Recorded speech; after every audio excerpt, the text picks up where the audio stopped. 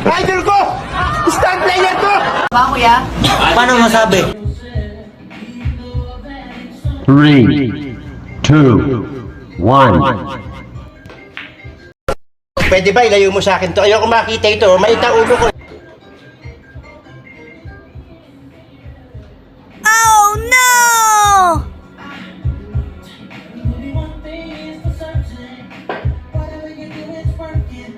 Palitan mo na ng bola ng basketball para tamaan mo! Ha?